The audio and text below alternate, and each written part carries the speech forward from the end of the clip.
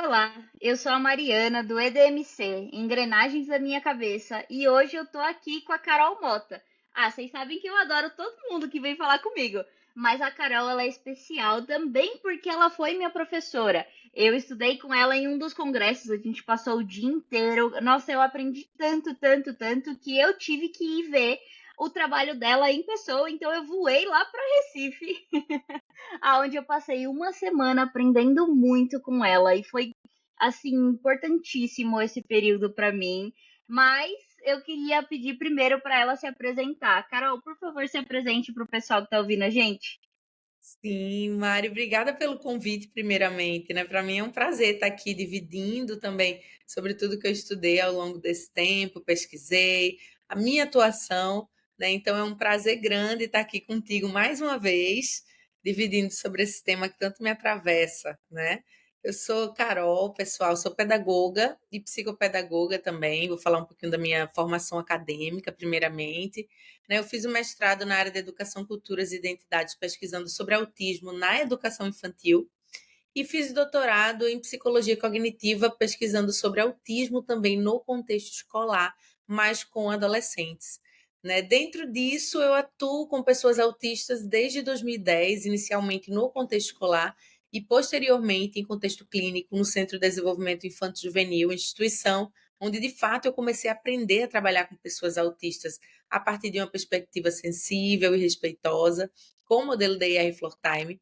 Então, atuei durante 15 anos no CDI, né? E atualmente eu também sou líder de treinamento no modelo DIR Time, que é o modelo que guia o meu olhar, minha atuação, minha intervenção, né? E que eu também vou dividir um pouquinho com vocês aqui hoje sobre esse modelo.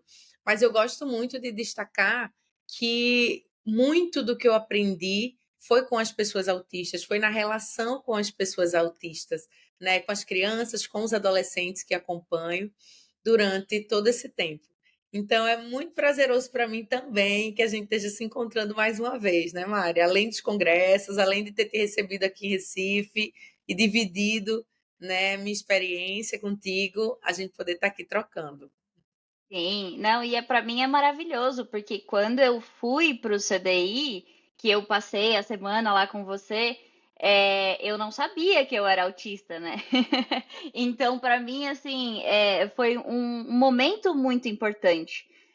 Aprender sobre o DIR antes de eu me descobrir uma pessoa autista me ajudou muito nesse caminho, porque eu consegui, me ver pela minha própria individualidade, como algo que o diagnóstico ele me ajudou e não me trouxe mais uma caixa.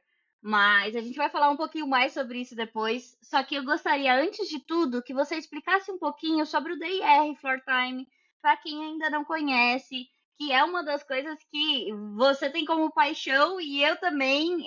E assim, é maravilhoso. Eu queria que todo mundo conhecesse. Eu acho que a gente tem que espalhar a palavra do DIR. Maravilha. Então, Mari, existem, né, caminhos de intervenção com pessoas autistas. Então, existem abordagens que vão no caminho da perspectiva comportamental e outras abordagens no caminho da perspectiva desenvolvimentista.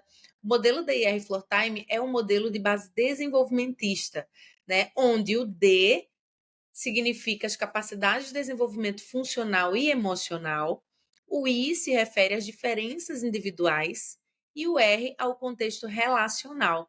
Então, no modelo DIR, nós enfatizamos esses aspectos: desenvolvimento, diferenças individuais e relacionamentos. Né? Quando eu falo diferenças individuais, eu estou trazendo aí componentes relacionados à singularidade da pessoa autista. Né? O que essa pessoa como essa pessoa interage, como essa pessoa se comunica, como essa pessoa responde ao mundo sensorialmente, como essa pessoa se movimenta, né? Então, esses são aspectos que são únicos. Independente das pessoas compartilharem de um mesmo diagnóstico, elas vão apresentar características que são únicas e que precisam ser consideradas. Então, o modelo DIR ele busca um olhar único para cada sujeito, independente do diagnóstico. Ele busca um olhar sensível, um olhar respeitoso, um olhar que considere essa pessoa enquanto sujeito ativo no processo desenvolvimental, e não como um sujeito passivo, né? É um modelo que se distancia dessa ideia que tem um foco apenas em comportamento ou em mudança comportamental, né? Ao invés disso, trabalha com questões desenvolvimentais, mas a questão cognitiva ela está sempre atrelada às questões emocionais no modelo DIR. Então, nós buscamos observar esse sujeito de uma maneira holística, né? E daí eu trago para vocês essa base, o DIR, mas além disso a gente tem o floor time. E o floor time, ao pé da letra, é o tempo no chão. É uma das estratégias do modelo DIR, onde nós buscamos seguir a liderança da criança. E quando falamos de adolescentes e de adultos, ao invés da gente chamar floor time, que é de onde tudo começou, né, nós buscamos chamar de corregulação. Então, esse é um momento em que a gente segue a liderança da pessoa, segue os desejos da pessoa, o que move essa pessoa afetivamente, e a partir dessa conexão a gente busca expandir em áreas que podem ser desafiadoras e impactantes nesse desenvolvimento, considerando sempre o bem-estar da pessoa, considerando sempre o processo, né, a partir de uma abordagem que é respeitosa. Então, de maneira resumida, o DIR busca, né, abarcar esses aspectos. Isso é maravilhoso. Eu achei lindo ver isso na prática, porque realmente é uma conexão que acontece, é uma expansão. Eu acho que essa palavra que você usou é uma que ficou muito fixa para mim. É o olhar como uma expansão, para que a gente consiga mais, e não para que a gente foque no menos. E isso é maravilhoso, é de verdade. Eu acho que entra muito dentro do que a gente chama de espectro autista, né? Então teve essa mudança de nome, até se você puder explicar um pouquinho mais sobre isso, mas a gente tem uma mudança dessa nomenclatura para esse espectro que eu sinto que assim é muito fez muito jus ao que realmente acontece, né? Sim. É, a gente tem a palavra atualmente, né, a nomenclatura transtorno do espectro autista. E essa palavra espectro é justamente para dizer para a gente que vai existir uma variedade, né, de características na maneira como esse mesmo diagnóstico pode aparecer para as pessoas. Então, assim, por exemplo, considerando as questões comunicacionais, eu posso ter uma pessoa com diagnóstico de autismo que seja não falante, uma pessoa que fale utilizando palavras-chave na interação, uma pessoa que consiga formar frases curtas na interação, mas tenha dificuldade de estabelecer um diálogo, e eu posso ter uma pessoa que consiga estabelecer um diálogo e uma troca dialógica. Né? Então, as pessoas compartilham de um mesmo diagnóstico, mas vão ter características que são únicas, e essas características elas precisam ser consideradas. Né? E é muito interessante quando a gente observa, por exemplo, que existem pessoas que são não falantes, mas que estabelecem uma comunicação dialógica, uma comunicação verbal, onde existe uma troca. Independente de não haver fala, a pessoa, por exemplo, consegue estabelecer uma troca verbal através de um recurso tecnológico como o computador, por exemplo, ou como um iPad ou um tablet em que essa pessoa consegue estabelecer uma conversação com o outro, mesmo sem utilizar a fala. Eu peguei um exemplo em relação à questão comunicacional, mas a gente tem aí uma variedade, né, de exemplos. Por exemplo, as questões sensoriais. Então, eu posso ter uma pessoa que tem uma hipersensibilidade auditiva muito acentuada e outra pessoa que não demonstre desconfortos auditivos em relação a essa questão da sensibilidade, e uma outra pessoa que busque um som muito intenso, que busque um volume mais alto, né, diante dos determinados estímulos do ambiente. Então, a gente vai perceber que existe uma variedade. E para contemplar essa variedade, a nomenclatura atual, de acordo com o DSM-5, né, TR, que é a última versão de 2022, a versão revisada do DSM-5 de 2013, a gente tem a nomenclatura transtorno do espectro autista, justo para contemplar essa diversidade, né? E um aspecto muito importante é que a gente sempre deve se mover, Mari, embora eu tenha citado o DSM, e o DSM traz muito essa perspectiva médica de deficiência, a gente sempre deve buscar se mover dessa questão do que a deficiência traz enquanto impedimento para esse sujeito, né, para o que esse sujeito traz, né, de interesses, habilidades, potencialidades. A gente precisa sair dessa perspectiva médica de limitações do que esse sujeito não consegue fazer e partir para uma perspectiva que considere a singularidade e as potencialidades, que me diga quem é essa pessoa, independente do diagnóstico que ela tem. Sim.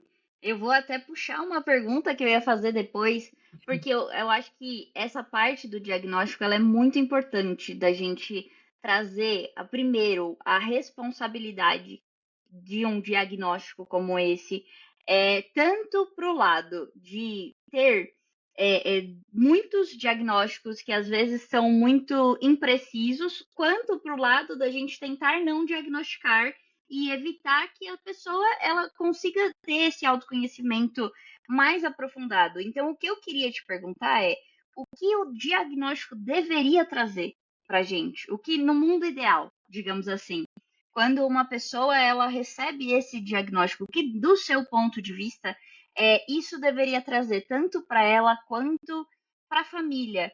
E o que acontece quando não é isso que se cumpre, não é isso que acontece? A partir de relatos de muitas famílias, a gente vê que quando esse diagnóstico chega, né, muitas vezes é carregado de estigmas, do tipo a criança não vai conseguir fazer isso e não vai conseguir isso, vai ter uma limitação. Então, geralmente as famílias trazem, né, nos relatos que existe um peso muito grande quando esse diagnóstico chega para a família. Um peso que é limitante, que tenta limitar o potencial desse sujeito, né, que tenta determinar ali o futuro dele a partir daquele diagnóstico, ao invés de reconhecer potencialidades também, habilidades que podem existir, como existe para qualquer pessoa, né? E ao invés de olhar para o desenvolvimento enquanto um processo, né? Então, se a família recebe o diagnóstico de um médico, de uma médica, de maneira que se sinta acolhida, que tenha um direcionamento apropriado para uma intervenção respeitosa, que considere o desenvolvimento, que busque dar apoio e acolhimento a essa família dentro do contexto terapêutico, a gente vai ter uma família com uma outra resposta a esse processo interventivo, com um outro envolvimento relacional a esse processo. Porque a maneira como esse diagnóstico chega para as famílias pode fazer também com que surjam barreiras que impactem o próprio processo da criança, né? Então, eu penso que é preciso uma reflexão social de maneira geral para que haja uma mudança sobre como esse diagnóstico é dado para as famílias, por exemplo. Esse seria o primeiro ponto, né? Um segundo ponto seria um encaminhamento onde o contexto terapêutico trabalhe com a família dentro da sessão.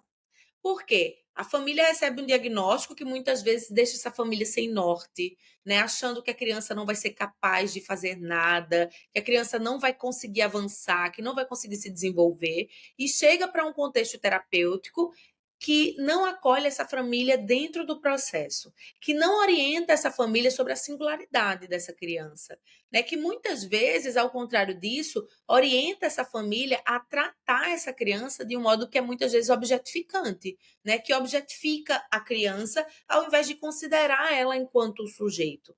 No modelo DIR, o R é o componente relacional e justamente traz que nós devemos trabalhar com as famílias, especialmente nessa primeira infância. Então, se eu recebo uma criança de 3 anos, a mãe e o pai, eles entram comigo na sessão da criança, porque eu preciso ensinar a eles sobre essa criança. Eu preciso ajudar essa família a encontrar essa criança afetivamente, a saber como interagir com essa criança, como se comunicar com essa criança, a respeitar o tempo dessa criança. Então, tanto a maneira como esse diagnóstico chega para a família, quanto os próprios processos de intervenção, muitas vezes trazem questões que são dolorosas para essa família, ao invés de questões que vão acolher, que vão nortear. A partir do momento que eu tenho uma família na sessão com a criança e eu explico sobre as diferenças individuais dessa criança, naturalmente esses pais eles vão adequar a interação. Então, se é uma criança que não dá conta de uma voz muito alta, de um volume muito grande comunicacional em relação a falas, né, muito exacerbadas, então eu oriento essa família, olha, ele dá conta que a gente fale um pouco menos, com a voz mais baixa, e aí a gente vai construindo um campo relacional que é muito melhor. Se eu construo um campo relacional qualitativo para essa criança que está em desenvolvimento e que apresenta desafios no desenvolvimento, eu vou ter um processo de aprendizagem que é mais qualitativo. Eu vou ter um processo desenvolvimental que é mais qualitativo. Se eu ensino essa família a considerar as questões emocionais dessa criança, ao invés de olhar para essa criança enquanto comportamento, né? Só comportamento, então eu estou ali contribuindo com esse vínculo, com essa relação. E se a criança se sente segura na relação, se ela se sente confiada, se ela se sente acolhida, consequentemente, esse desenvolvimento, essa aprendizagem vão acontecer de modo muito mais satisfatório, considerando os aspectos desenvolvimentais. Então, nós temos muitas barreiras que vão impactar, por exemplo, na própria maneira como esse diagnóstico chega para a família e nos processos de intervenções, que a maioria dos processos de intervenção retiram a família de dentro do contexto terapêutico. A família chega com a criança entra e depois a criança vai embora. Só que quem passa a maior parte do tempo com essa criança é a família. Então, a família vai precisar conhecer esse sujeito, saber como lidar em momentos de frustração, de desregulação, em momentos em que comportamentos desafiadores possam surgir. E todos esses pontos a gente precisa considerar, né? Porque isso tudo vai interferir. A maneira como nós olhamos para uma criança muda, né? Na medida que nós temos mais conhecimento sobre essa criança, sobre quem é esse sujeito, né? E a forma como eu vou olhar para ela vai interferir diretamente no comportamento, no desenvolvimento e na aprendizagem. Se eu olho para essa criança como alguém capaz, eu ofereço a ela um mar de possibilidades de expansão e desenvolvimento. Se eu olho para essa criança como alguém que não é capaz, eu trago muitas barreiras, né, que vão impactar de maneira negativa o processo educacional, o processo terapêutico. E muitas vezes, quando essas famílias recebem um diagnóstico, junto com esse diagnóstico vem uma série de estigmas que constroem barreiras nesse campo relacional e que impactam todo o restante do processo, né? E é interessante a gente também olhar para esse ponto. Sim, e falando um pouco da minha experiência, da minha vivência com isso, como uma autista que foi diagnosticada na vida adulta, é muito. Para mim, foi muito importante isso. Para mim, na minha história pessoal, me ajudou a entender muitas coisas e me ajudar a me acolher, a adaptar a minha vida. Então, eu gosto de falar que o diagnóstico salvou a minha vida, porque antes dele, eu me cortava tanto para ser o que era esperado de mim, que aquela não era a minha vida. Era a vida que a outra pessoa queria que eu vivesse. Então, o diagnóstico salvou a minha vida, só que ao mesmo tempo eu passei por muitas coisas negativas por conta dele. Tanto é que eu estava conversando com você hoje, para vestir o cordão, às vezes dá medo. Dá muito medo, porque você sabe que a outra pessoa vai te olhar de um jeito diferente, que muitas vezes vão achar que o que você fala não é tão correto, coerente, não é tão válido quanto o que outras pessoas falam. E isso é uma das coisas que eu sinto que a gente precisa tomar muito cuidado, porque é um espectro, né? E cada um tem a sua individualidade e a gente está muito acostumado a ouvir sobre essas incapacidades que não são, que não existem, que existe sim limitações individuais que a gente precisa adaptar, mas a comunicação, assim como você falou, a comunicação ela acontece de jeitos distintos. Ela não precisa ser a comunicação exatamente por palavras, mas existe também uma subestimação de quando a gente é visivelmente capaz, as pessoas elas negam esse diagnóstico. E eu acho que falando como uma pessoa autista, isso é muito complexo, muito complicado pra gente, porque a gente acaba tendo uma crise de identidade de tipo, quem eu sou? Como assim? Eu não sou, sabe? Então eu acho que isso é uma coisa muito importante da gente pensar de presumir competência e quando a gente presume a competência, a gente também expandir para que as pessoas competentes também possam ter esse diagnóstico mais tardio, porque muita coisa mudou, né, Carol? Muita coisa, principalmente nessa questão do diagnóstico mudou. Muita coisa e muito conhecimento já foi construído, né? Desde que a gente estuda, a gente, enquanto sociedade, pesquisa essa temática, e na medida que mais pesquisas vão acontecendo, a gente vai expandindo. Mas a sociedade ainda precisa modificar esse olhar estigmatizante, reducionista para as pessoas autistas, né? Porque isso traz consigo uma série de barreiras atitudinais e que interferem também no processo da própria pessoa, além do processo da família, como tu está trazendo, né? Então é muito comum, por exemplo, que as famílias e as pessoas passem inicialmente por um processo de negação antes de chegar no processo de aceitação. Mas por que esse processo de negação existe? Porque a sociedade constrói barreiras, né, estigmas, um olhar limitante, um olhar reducionista diante da singularidade da pessoa autista, né? Esse é um ponto que é bem significativo. Sim, eu acho isso muito, muito crítico e é importante a gente ver o quanto que o conhecimento sobre o autismo expandiu, porque me diga se eu estiver errada, mas há 15 anos atrás, provavelmente eu não seria diagnosticada. Sim, eu quando comecei, né, a trabalhar com pessoas autistas foi em 2010, então faz 16 anos.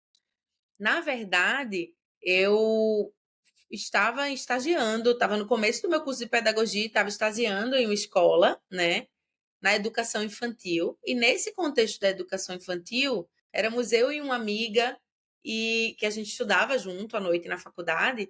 E essa minha amiga, um dia no momento da pausa, falou para mim assim, amiga, eu tô com muita vontade de chorar. Me colocaram com uma criança autista.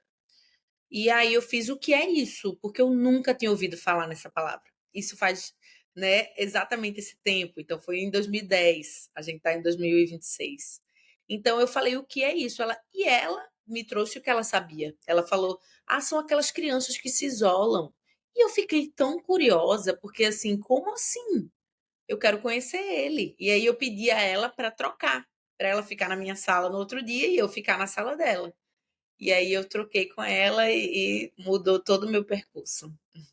Não, Mas é é isso. exatamente isso. Esse estigma, ele é muito, muito sério. E aí eu queria te perguntar, o que você percebe que as pessoas mais entendem errado sobre o autismo? É, essa é uma pergunta bem subjetiva, né? Eu vou falar muito da minha percepção, assim, e até de pontos que me tocam muitas vezes, né? Uhum. Que me geram desconforto, que me geram incômodo. Eu vejo que socialmente as pessoas têm um olhar muito focado em comportamento. Então, quando se fala em autismo, as pessoas automaticamente elas já conectam com o comportamento, né? Como se a pessoa autista se reduzisse a isso, né? E isso é um ponto que muito me incomoda, porque a gente está falando primeiramente de um sujeito, a gente está falando de uma pessoa. E quando a gente fala de autismo, aí tem pessoas que vão trazer e um outro ponto, né? Que é muito comum. Então as pessoas vão dizer: "Ah, nível 3, João nível 3". O que que nível 3 me diz sobre João? O que é que nível 2 me diz sobre João? Pode dizer sobre a necessidade de apoio de João em um determinado contexto. Às vezes, João vai precisar de muito apoio no contexto escolar, mas João em casa faz tudo de maneira muito autônoma, né? Então, tá, João é nível 3 na escola, mas em casa ele é nível 1. Então, assim, é, me incomoda esse olhar que é reducionista do potencial, e para mim essas nomenclaturas que trazem nível, elas são muito reducionistas do potencial do sujeito. Me incomoda profundamente um olhar para a pessoa autista que objetifica, que muitas vezes animaliza, e a naturalização de práticas comportamentais que são invasivas, que são desrespeitosas, que manipulam o corpo da criança, do adolescente, né, que não validam a intencionalidade dessa pessoa, que não consideram essa pessoa enquanto um sujeito que tem desejos, que tem interesses, que tem motivações afetivas, né? Isso é um ponto que muito me incomoda, de maneira geral, quando eu vejo as pessoas falarem sobre pessoas autistas, quando eu vejo intervenções acontecendo, existem inúmeros vídeos na internet de intervenções que são extremamente abusivas, que são violentas, mas que socialmente são naturalizadas. E as pessoas acham positivo quando no final a criança conseguia fazer algo que no começo ela não estava conseguindo fazer. Mas o processo que ela levou até conseguir foi um processo extremamente sofrido, doloroso, né? E que, consequentemente, traz para essa criança uma situação traumática, um transtorno de estresse pós-traumático. Então, me incomoda, me toca e me dói em muitas situações em que nós vemos crianças autistas passarem por situações abusivas e violentas, né? Nós vemos enquanto sociedade e isso não impacta as pessoas. Mas se fosse uma criança sem diagnóstico de autismo passando por aquela situação, isso seria inaceitável.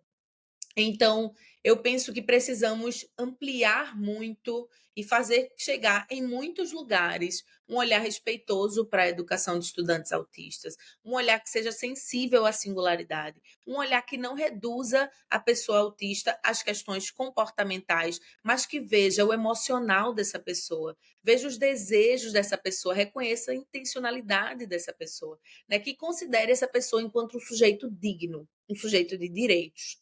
Então, de maneira geral, é isso. E essa sua fala é maravilhosa, porque eu, como educadora parental agora, eu queria trazer que com as crianças, no geral, a gente já faz coisas que se a gente faz a comparação, o que é feito com a criança para o que é feito com o adulto, já fica diferente. As pessoas, a gente faz coisas com crianças que você não faria com um adulto do seu lado.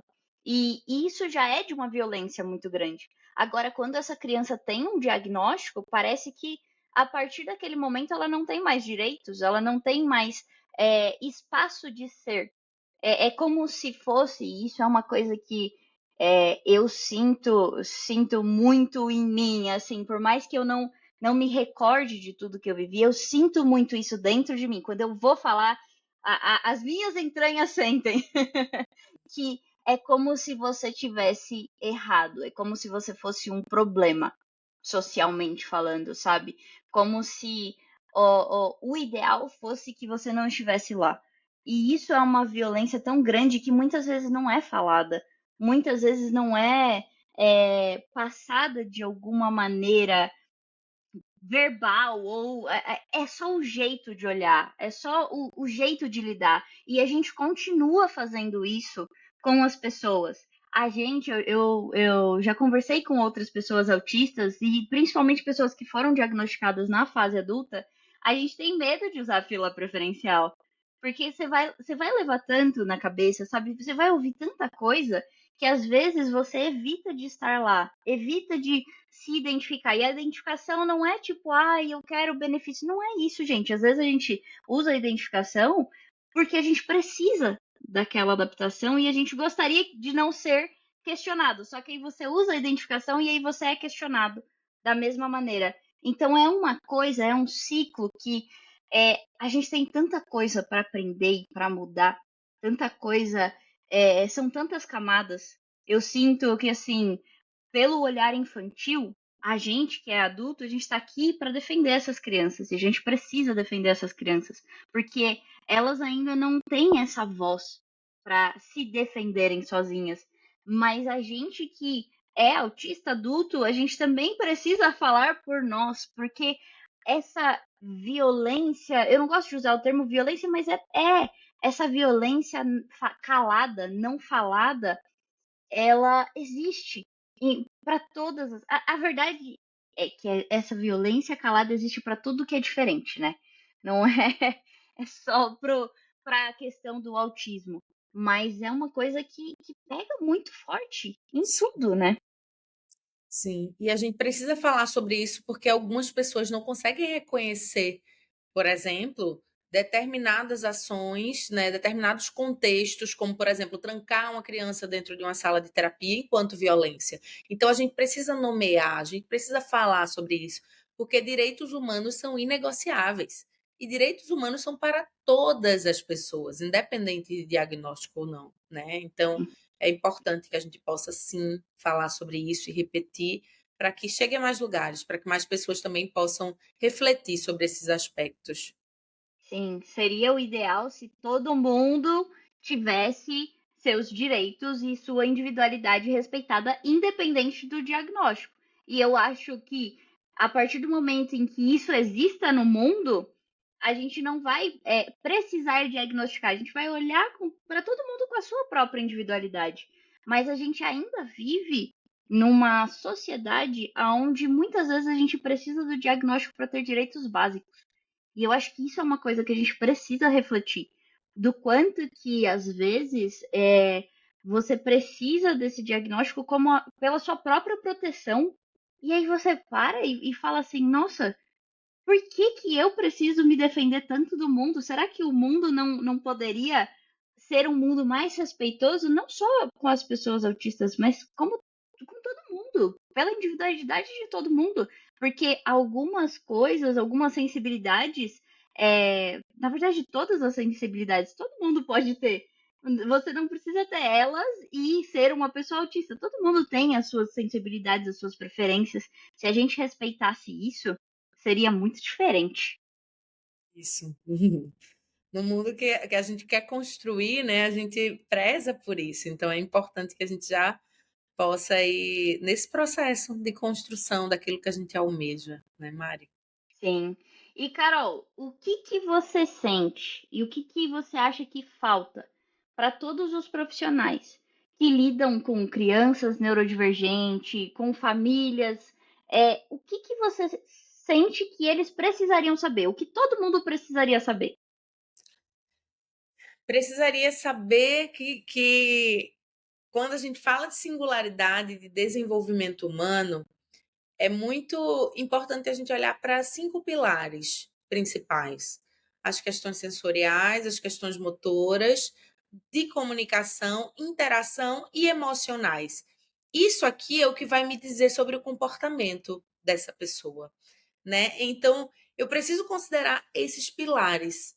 Esse é um ponto muito importante, né? Precisa saber quem é essa pessoa, porque independente de ter um diagnóstico, eu vou ter uma pessoa ali, é João, às vezes é José, e eu preciso conhecer quem é essa pessoa com quem eu estou trabalhando. Como é que ela reage ao mundo considerando esses 5 pilares que eu mencionei, né? Precisa também considerar, Mari, as questões diversas que atravessam o desenvolvimento. Então, questões nutricionais, questões fisiológicas, né? Questões cognitivas, e aí entram demais aspectos biológicos, porque isso vai me dizer sobre o funcionamento único dessa pessoa. Então, esses são pontos importantes que precisam ser levados em consideração.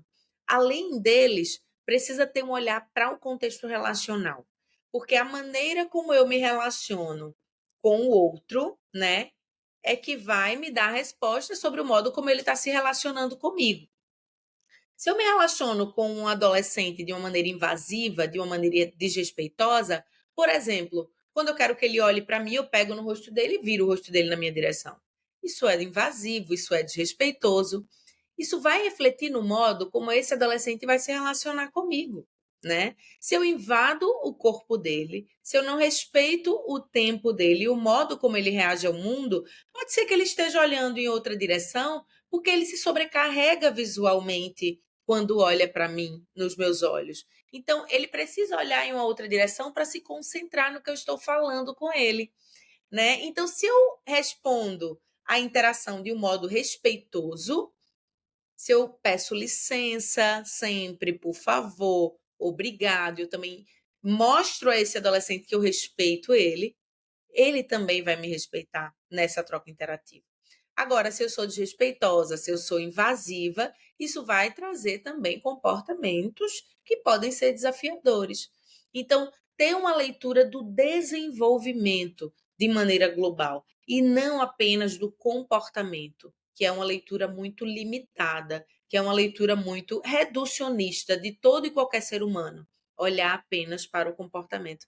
Então, eu acho que todo profissional precisa ter essa leitura global, né? Tu perguntou aí um aspecto, mas eu enxergo que todos esses aspectos estão interligados. Então, é preciso considerar vários pontos quando a gente fala de desenvolvimento, né? Primeiro, as questões nutricionais, fisiológicas, biológicas, aí a gente vem para as questões desenvolvimentais, que é o que eu trouxe enquanto sensorial, motor, comunicacional, e emocional, isso vai me dizer sobre o comportamento, né? Além disso, as questões cognitivas e relacionais, por fim, ao contexto afetivo em que essa pessoa está imersa.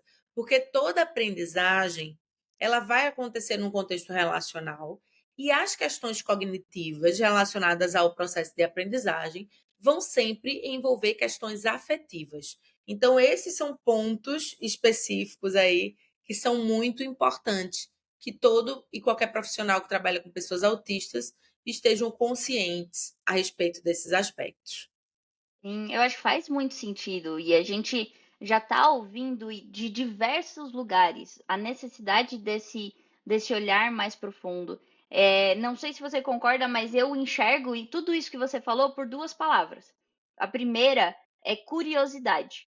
Curiosidade por quem está na sua frente, curiosidade de entender mais essa pessoa, essa curiosidade de entender o funcionamento do outro, as necessidades do outro. E de si mesmo, né? Que a gente pode ter e deveria ter curiosidade por nós mesmos.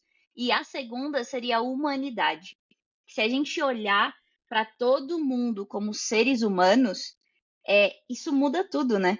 Isso muda tudo. Então, aquela frase que você falou, a criança se isola. Gente, nenhuma criança quer se isolar. Nenhum. A gente nós somos seres humanos. Os seres humanos foram feitos para viverem com outros seres humanos. Se existe esse isolamento, ele está comunicando algo, né?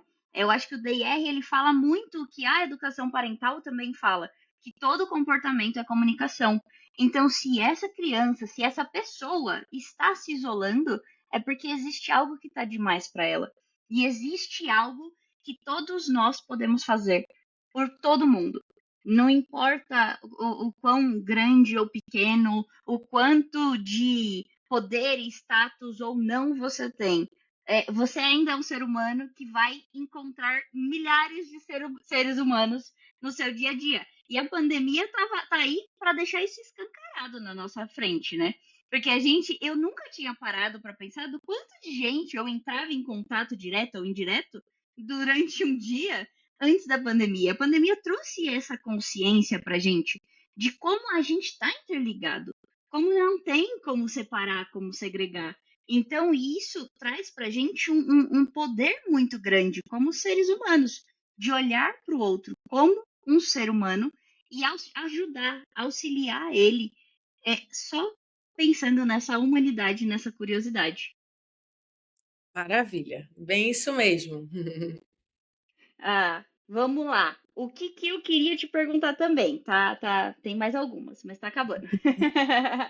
Pensando no dia a dia das famílias, como que a gente pode trazer, que tipo de adaptações a gente pode trazer para dentro dessa casa, coisas mais simples assim. Quando eu estudei aí com você em Recife, eu vi muitas e muitas adaptações tão simples que era tudo papel plastificado com velcro, coisas assim muito básicas. O que que você indicaria para as famílias levarem para a casa delas?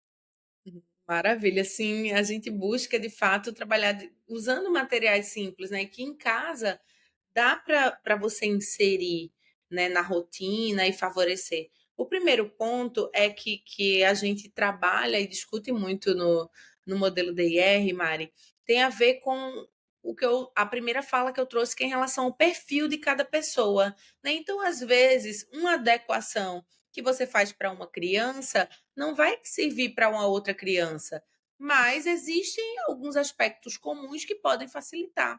Por exemplo, a questão da antecipação e da previsibilidade é algo que contribui para toda e qualquer pessoa se organizar emocionalmente. Quando eu sei o que eu tenho para fazer na próxima semana, eu me sinto muito mais tranquila e organizada que quando eu chego na próxima semana sem saber de nada e de repente aparecem as atividades para fazer e eu não me preparei emocionalmente. Então, a rotina mesmo é uma possibilidade, né, que as famílias podem construir em casa. Se a criança já for alfabetizada, pode ser uma rotina, né, que envolva as palavras. Se a criança ainda estiver no processo de alfabetização, pode envolver imagens, né, do que a criança vai fazer na segunda-feira, que atividade essa criança tem? Vai para a escola, depois ela vai para a terapia com a fono, por exemplo, depois vai para a natação, e aí ter as imagens para essa criança compreender o que ela vai vivenciar. Né? Ainda dentro desse contexto da antecipação, eu gosto muito de trazer como possibilidade também a antecipação verbal. Então, ao invés de trazer, né, situações que vão mudar repentinamente, por exemplo, uma mãe estava conversando comigo que o filhinho dela, de 3 anos, estava tendo comportamentos muito desafiadores quando ia terminar o banho. Ele ama tanto o banho. Aí ele tá lá e quando o banho vai acabar, ele sempre está desregulando.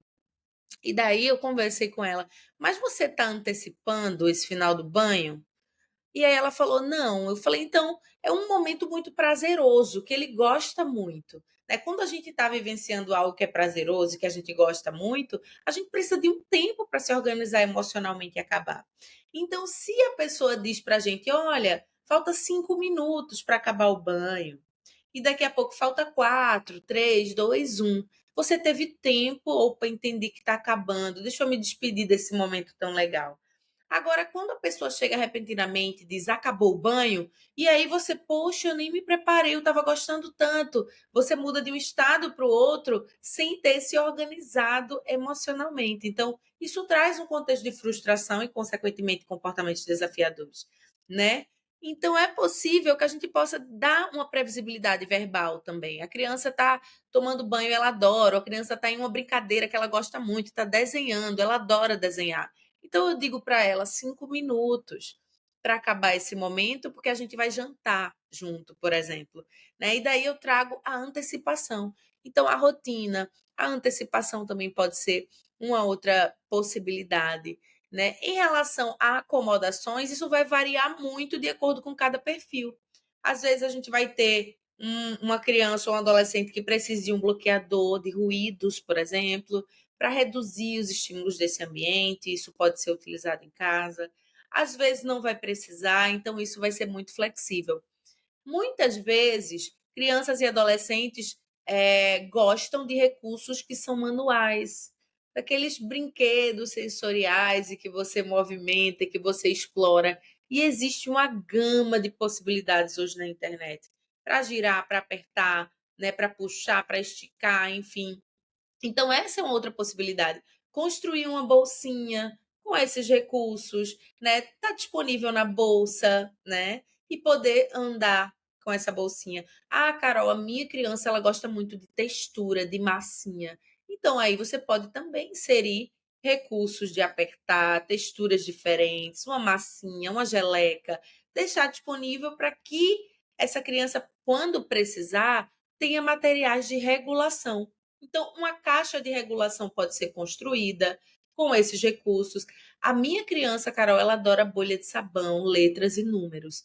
Então, nessa caixa, você coloca uma bolinha de sabão, coloca umas letras, um potinho com letras, um potinho com números, né? Isso tudo vai favorecer, por exemplo, diante de um momento difícil, em que a criança não esteja muito bem emocionalmente, ser um material que já tem as possibilidades que podem regular essa criança, né? Que ela pode se sentir confortável ali explorando esses recursos. Daí eu gosto sempre de dizer como vai variar, esses interesses vão variar, a gente pode montar cada caixa personalizada de acordo com esses interesses. Também é um material que pode ter em casa, né? Algumas das possibilidades, né? Existem inúmeras possibilidades, mas essas são algumas. Lycra é um outro recurso que vai acomodar muito, então, se houver possibilidade de um balanço de lycra para que essa criança entre, para se acomodar nos momentos em que ela precisa, esse é um recurso muito positivo. E daí existem outras possibilidades de acordo com a necessidade de cada um, né? Sim, e É uma coisa que eu acho importante é a gente normalizar isso. Porque eu me lembro muito da escola, de quando eu estava no colégio, e qualquer coisa que você leve, eles começam a reclamar. Não, mas por que você tem isso? Não, mas não leva, não, não pode, não pode. E pra gente estudar, pra gente. Eu tô aqui, gente. Quem tá vendo a gente no vídeo, eu tenho essas acomodações, que eu gosto dessas que ficam na mão. E tem tanta coisa que a gente pode ter, mas muitas vezes, quando a gente vê uma pessoa com isso, a gente já cria aquele distanciamento do tipo, o que que você tá fazendo? O que que tá aí na sua mão? O que que é isso? Você não pode entrar com isso aqui. Você não pode usar um abafador. Por exemplo, abafador de som dentro da sala de aula. Muitos professores, eles acabam tendo aquele olhar de tipo, não, você não tá me ouvindo. Mas às vezes a criança precisa desse abafador para poder ouvir o professor, porque a quantidade de sons externos além da voz do professor é demais e não dá para prestar atenção em uma só quando você tem uma sensibilidade auditiva. Você precisa reduzir isso. Então é uma coisa que eu sinto que a gente precisa normalizar mais, não só para as pessoas autistas, mas para todo mundo, para que todo mundo tenha espaço de levar, de ter consigo e de levar para onde precisar as suas próprias acomodações, para que a gente não tenha que ficar só balançando a perna, só roendo a unha. Eu roo a unha. Se eu não tô com esse negócio, eu roo a unha e arranco pelinha. Ainda com esse negócio, eu roo a unha e arranco pelinha. Mas assim, isso já me ajudou a diminuir muito. E é uma coisa que a gente precisa normalizar mais. É a única coisa que me vem na cabeça. A gente precisa normalizar e precisa disponibilizar isso para as escolas também, né, Carol? O que que Isso. você pode falar aí das escolas? O que que você sente que poderia ser uma coisa que mudaria muito a vida dos alunos para se ter na escola também? A primeira coisa é que a gente precisa repensar a escola, né? Então, a escola existe nessa estrutura há muito tempo, né? Uma estrutura que, ao meu ver, pouco se reinventou no decorrer desses anos. Uma estrutura que ela está ultrapassada diante das necessidades dos nossos estudantes. A escola é um espaço que nega o corpo. Nós temos o quê? 2 aulas de educação física na semana. O restante do tempo, esses estudantes têm que ficar sentados e acompanhando o conteúdo cognitivo como se existisse uma dicotomia entre cérebro e corpo. E na verdade esse cérebro ele só vai funcionar em um corpo. E esse corpo também ele responde, em conexão com esse cérebro. Então a escola ela primeiro precisa ser repensada de modo que compreenda a importância do corpo no desenvolvimento, no processo de aprendizagem, né? Então é preciso considerar que o trabalho com o corpo possibilita muito mais atenção. Por exemplo, quando eu tenho um estudante com mais postura, porque postura e atenção tem tudo a ver. Então, se esse estudante, por exemplo, tem uma vivência de yoga, né, um trabalho que vai organizar melhor essa postura, que vai organizar melhor essa respiração, pensando na regulação emocional, quando eu trago um conteúdo pedagógico logo em seguida, eu tenho uma abertura muito maior para o processo de aprendizagem. Então, a escola precisa ser repensada. O trabalho da escola, né, considerando aí o corpo dentro desse processo, também precisa ser repensado. A estrutura escolar em si, a maneira como as salas de aula são organizadas, são padronizadas, elas precisam ser reformuladas. Então, a gente tem essa estrutura de cadeira, onde esses estudantes ficam enfileirados, né? E esse professor ali na frente, dando a aula, ministrando o conteúdo. Esse é um tipo de estrutura que há muito tempo já não contempla a diversidade do alunado. Então, Paulo Freire já trouxe para a gente que esse formato é um formato de educação bancária, onde o professor chega ali para depositar nesses estudantes. Qual é o formato que Paulo Freire sugere de organização do espaço de sala de aula? Um formato circular, onde todos podem se olhar. E esse é um formato dialógico, onde eu vejo o meu colega e eu falo com ele na medida que eu olho também para ele, né? Então, a estrutura das cadeiras, além dessa contribuição de Paulo Freire, o que mais a gente poderia considerar? né? A gente precisa considerar que os estudantes têm necessidades motoras diferentes, necessidades de movimento, questões posturais. Isso vai diferenciar de um estudante para o outro. Então, eu preciso repensar esse espaço considerando essas questões, considerando aspectos singulares. Então, a mobília ela precisa ser repensada, né? Existem diversas possibilidades de mobílias diferentes para o contexto de sala de aula. Eu sempre gosto de compartilhar no Instagram.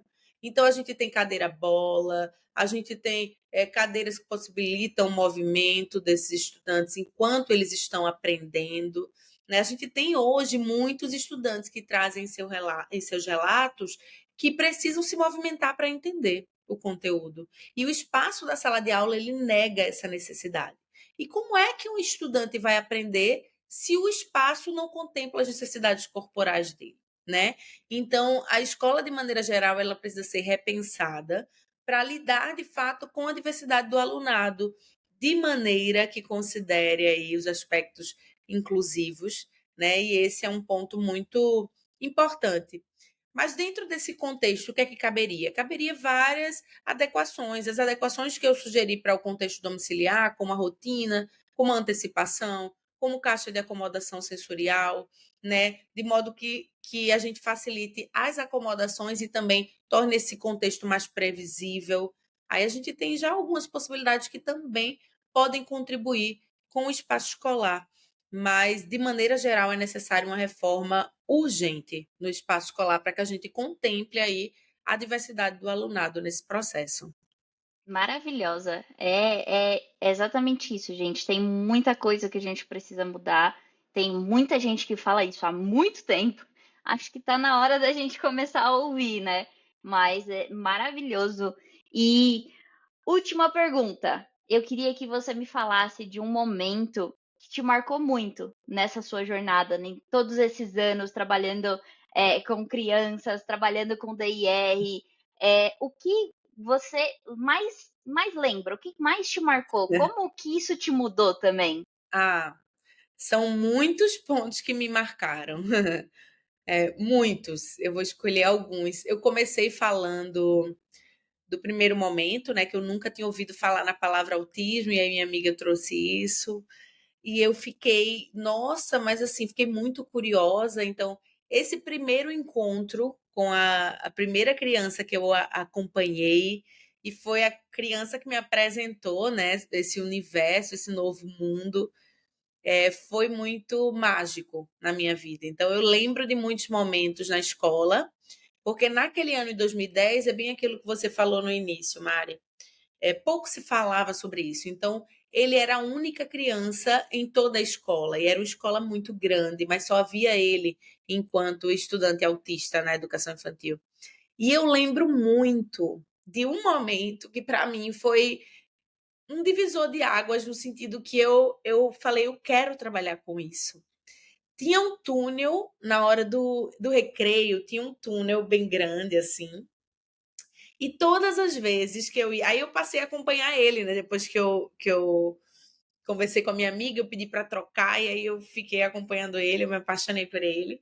Na hora do recreio havia esse túnel, e todo recreio ele ia de um lado do túnel, eu aproveitava para correr para o outro. E eu chamava ele. E essa era a hora que o momento em que nossos olhares se encontravam. Ele tinha muita dificuldade de olhar nos olhos. E ali, com aquela mediação daquele túnel, eu conseguia encontrar com o olhar dele. E eu chamava muito ele para passar pelo túnel, mas ele nunca vinha. E a gente ficava nessa troca à distância, até que teve um dia, depois de muitos episódios repetidos, que eu convidei ele do outro lado e ele passou no túnel e veio até mim. E ali eu vi que ele estava confiando em mim, sabe? Por muitas vezes antes eu tinha passado no túnel para ir até ele, mas ele nunca tinha vindo até mim, ele não sentia segurança suficiente ainda. Ali eu vi que ele confiava em mim. Aquele dia eu voltei para casa muito feliz, assim, muito feliz. Para mim, o fato dele ter passado no túnel tinha sido uma coisa muito significativa para mim. E eu falei para mim mesma, assim, é com isso que eu quero trabalhar, é isso que eu quero fazer, porque é isso que eu quero sentir na minha vida, sabe?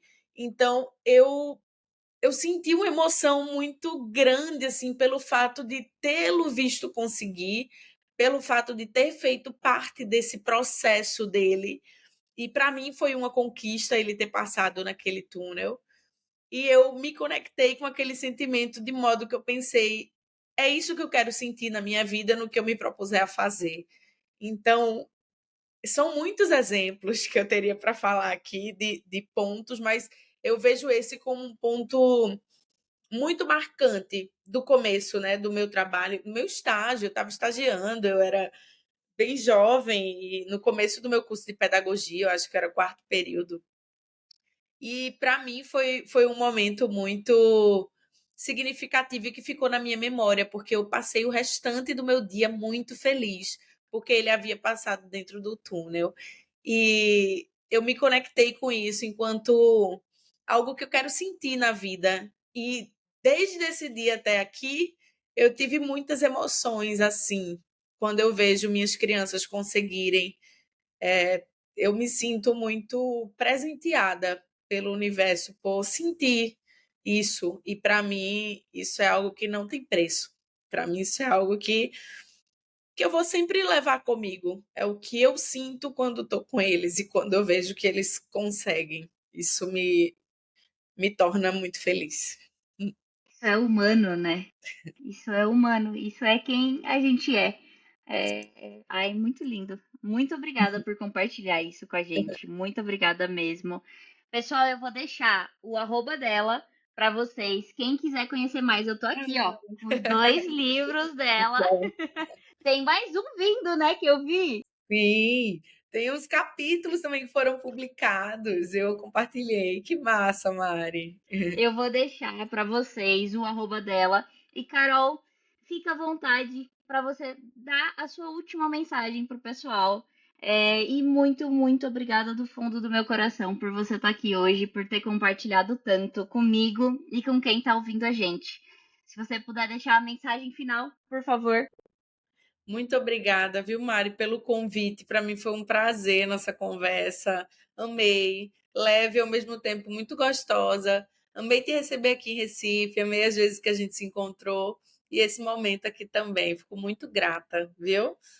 Para todo mundo que está acompanhando a gente, que vai assistir o podcast, eu queria deixar enquanto mensagem que podemos, enquanto sociedade, construir um olhar sensível, um olhar respeitoso, um olhar humano para as pessoas autistas. Isso se faz urgente, isso se faz necessário.